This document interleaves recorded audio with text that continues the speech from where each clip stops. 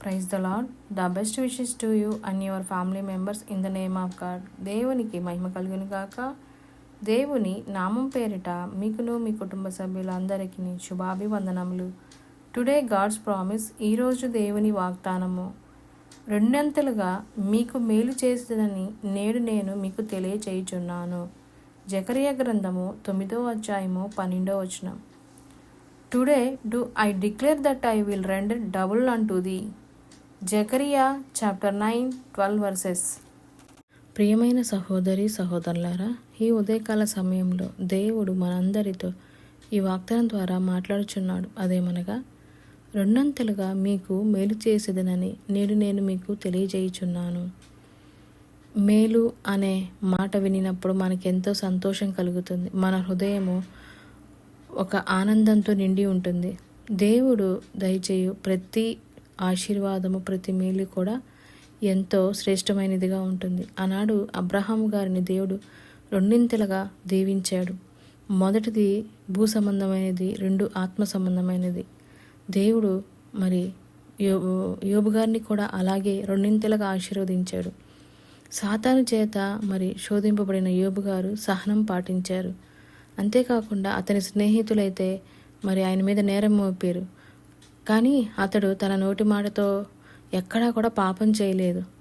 దేవుడు మరి ఆయన యొక్క యథార్థ హృదయాన్ని చూశాడు.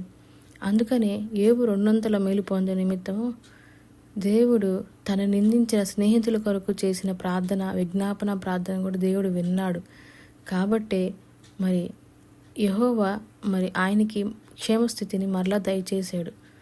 ముందున్న దానికంటే మరి రెండింతల ఆశీర్వాదమును, మేలును మరి యోబు గారికి దేవుడు దయచేశాడు. ఎప్పుడైతే విజ్ఞాపన ప్రార్థన విస్తారమైన దీవెనలను కలుగచేస్తుంది. కాబట్టి మనము కూడా మన జీవితంలో మనం మేలు చేసేవారముగా దేవుని యొద్ద నుండి ఆ మేలు పొందుకొనే అలాంటి హృదయము, అలాంటి విశ్వాసము, నమ్మకము దేవుని యందు ఉంచి మనము రెండింతల మేలును పొందుకునే వారముగా దేవుడు అట్టి కృపను దయచేయమని దేవుణ్ణి ప్రార్థిద్దాం. ప్రార్థన. ప్రేమమయుడమైన మా తండ్రి, పరిశుద్ధుడా, నీకెన్న వందనములు, స్తోత్రములు. తండ్రి, కుమార, పరిశుద్ధాత్మ నామంలో అడుగుతున్నాము దేవా. అబ్రహాము గారు ఏ మనసుతో అయితే, ఏ హృదయంతో అయితే అయ్యా నీ యందు నమ్మిక ఉంచి విశ్వాసంతో ముందుకు కొనసాగినప్పుడు మీరు రెండింతల మేలును దయచేశారు. అలానే యోబు గారు కూడా తన నోటి మాటతో ఏ పాపము చేయలేదు. అంతగా ఆయన మరి విధేయత చూపించాడు.